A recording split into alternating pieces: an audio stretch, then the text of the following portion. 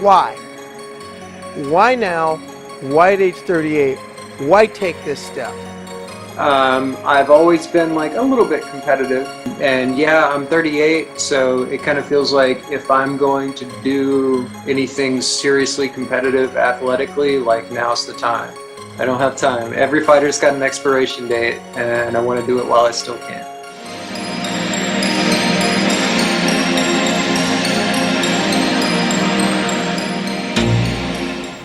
Truly a remarkable situation coming your way as we take a look at Alana McLaughlin, a second trans athlete to compete in MMA. Su rival, Alana McLaughlin. No matter how you feel about trans athletes competing, you hear what this person has gone through and your heart can only dip. It is very difficult from an early age growing up in South Carolina to going through the ultimate transition to make one happy. They're standing up for something that they believe in. McLaughlin's got the back of Provost, and now it's dug in deep.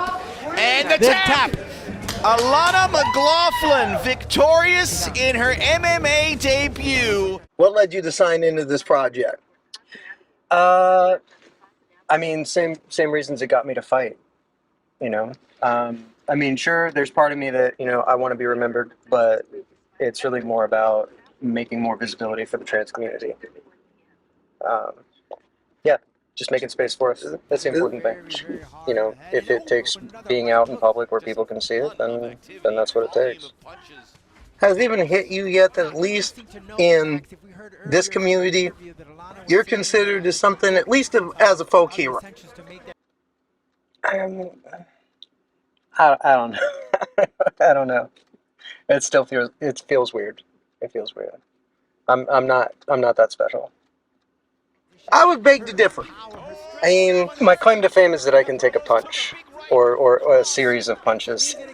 It's not really much of a skill. One thing is, how frustrating has it been? It's been a year plus. Yeah, it's frustrating as hell. And I'm gonna be honest, I'm pretty salty because that fight, if I were a cis woman, that would have been like a contender for fight of the night. People would have been excited about that fight. You know, it was like Rocky movie shit. Have you watched it again? I have. Since that night. I have. I watched it a few times. Mostly, initially, all I could really do was pick apart my own performance and get really angry about it. You know, coming straight down the middle instead of coming offline with my punches. There was that point in the first round where she went for kind of a lazy takedown up against the cage, and I sprawled on her, hammered her in the ribs a couple times. And if I had been training a proper game plan, I would have stayed there and tried to take her back and ended the fight, you know, a round sooner. But in camp, most of the people I was sparring with were short wrestlers who would take me down and shove me up against the cage, so my instinct was to get up immediately. So, of course, I hit her a couple times and got up and then got beat up the rest of the round. So, yeah. But no, like, I've watched it a few times. I think I like watching it better without commentary because, you know, commentary can definitely, like, color your perception of a fight. And that's always been true. But the English language commentary, especially, yeah, I think I liked it better without the commentary because then you see the even fight, a pretty even fight, you know. And everybody wants to talk about, oh, you know, you just shrugged off those hits because you can't be knocked out because of magic bones or some shit. But, like, Celine shrugged off my best fucking shots, you know? How many times did I catch her with that overhand right and she staggered back into the fence? Would you consider a rematch with Celine Provost? Oh, yeah, absolutely. I'd love to fight her again. But I don't know if she'd want to fight me again. We've been in touch a little bit, like we've chatted on Instagram once or twice, but yeah, I know she was saying she wanted to take another fight, but I haven't seen if she has or not. She seems to be a pretty private person. She's not very online. As opposed to me, I'm like terminally online. Even though you are online, you do manage your privacy. I try to. Now, It's kind of important. throughout this last year especially, what are some of the things you've been doing to keep yourself grounded? Therapy once a week helps. Beyond that, mostly just trying to train when I can, spending time with friends. And like I said earlier, you know, if I don't have a fight coming up, I like to eat. I'm gonna eat. Eating. Yeah, I noticed. Noticed the way you were taking that ice cream after the Oh fight. yeah, Pelly. Now, one thing I want to know. Come on, I earned I'll that. admit, I want to give a little homage to my ego here. I'm going to give my ego a little bit of stroke. Why in the world exactly did they call Carly Webb to do this thing?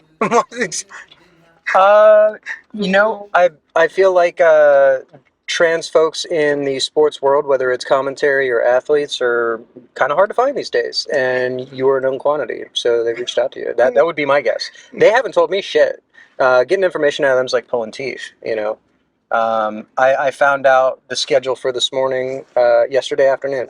I just want you to know that when they told me I was going to get to meet you, it was like a big deal. It was huge. Am I I'll just say weird? that. I've never been impressed by celebrities. I think like my biggest celebrity interaction before meeting Chelsea Manning was accidentally crop dusting Keanu Reeves at a ramen place in LA. Crop dusting key. I had to go to the bathroom. I went to the bathroom. There was like one bathroom in the place, and I was on my way out of the bathroom after doing my business, and I just about ran into Keanu Reeves, who was going in. So yeah. What I mean, what was it like meeting Chelsea Manning? I mean, somebody who's on par with you in regards to how people feel about a particular trans person within our community. I mean, I think she's probably had a lot more vitriol directed her way than I have. And I think she's handled it with a pretty big amount of grace. And I don't envy her position. That said, I mean, I think being trans in the public eye in general is going to be a difficult thing, no matter what, right now.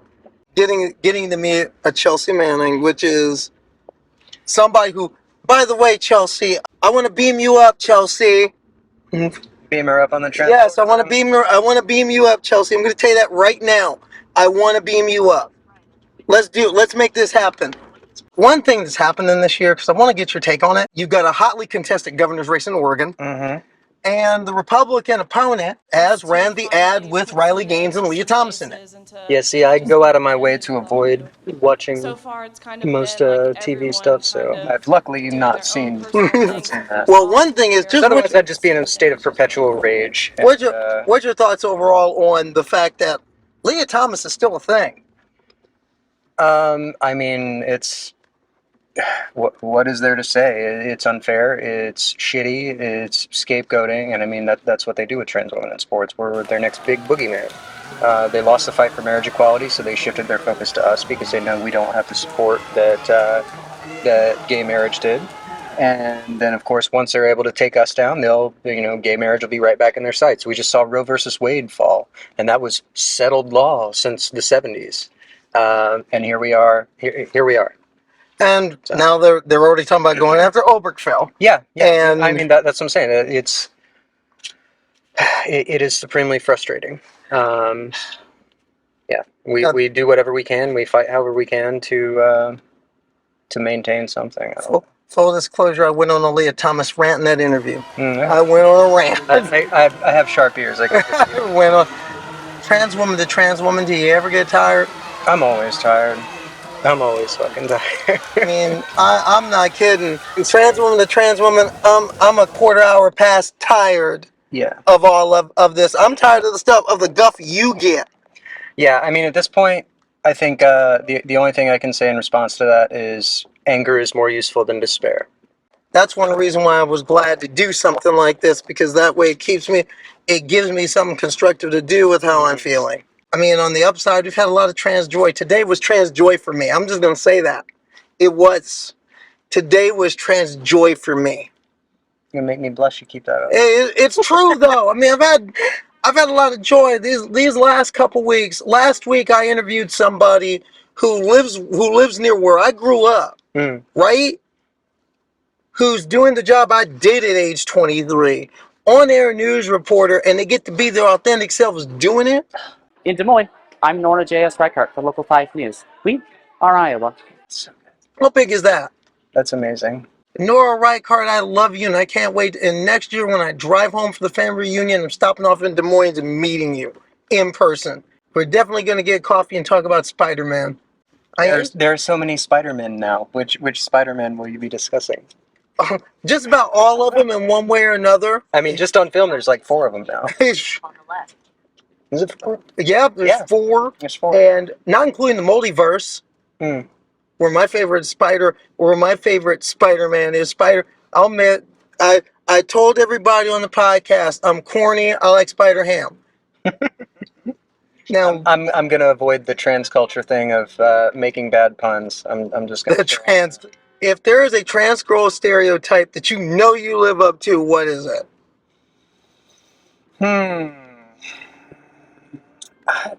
You know, I don't know. I think I don't know if I do live up to the stereotypes, except maybe liking pink too much.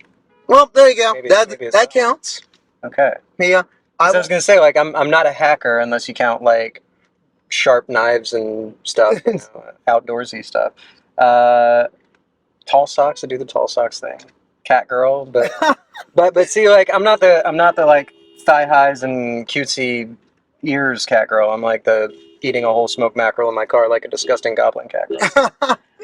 Yeah, you're doing golem voices during the. Oh yeah, I needed that caffeine. You did not just do that. I did.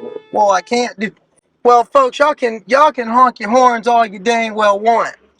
Just drive through the bus, Carly. Drive through the bus. Welcome to New York. Drive through the damn bus. I can't drive through the damn bus. This is why I like taking the train. But for you, exit question.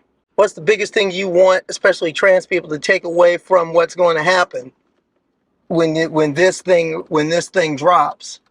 And secondly, when are we going to see you in that cage again?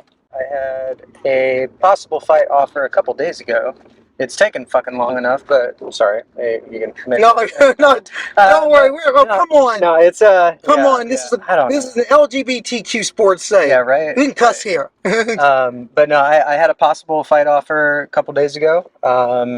The potential opponent is healing from an injury. Said she'll be ready to go in December, but she actually reached out to me. So fingers crossed. Maybe sometime early next year. That's my hope. And as far as the documentary and everything, when this comes out, the takeaway, what people, I don't know. I don't know what I want people to take away from it, to be honest. I think, I think they're probably going to try to, the documentary itself, if everything goes well, they'll try to sort of lionize me, make me out to be some kind of hero, but I mean, I'm not that fucking special. Just want to compete. Just want to take care of my friends, take care of my community. That's what matters. You probably heard how I feel when I was running my mouth in there. I do want to say this now that I get a chance to meet you in person. Thank you. Thank you, particularly for a moment when you took that trans flag down that walkway into that cage. But our people need to see that. There was no way I was not going to do that. I needed to see that. Yeah, I mean, Combate, they like doing the national flag thing. I mean, it used to be like that's a pretty common thing in MMA. A lot of people do the national pride. You know, I've got a lot more pride in being trans than I ever had in being American. And I know a lot of people will think that's controversial, but you know my politics. Oh, I know them because I have very similar ones. I think a lot of people are trying to say how much transgender Americans aren't American. Right now, so well, I mean, I hate to feed into that, but if it's hard for me to support this settler colonial imperial project, I have strong feelings. Well, I'll tell you what, I got strong positive vibes, feelings about you.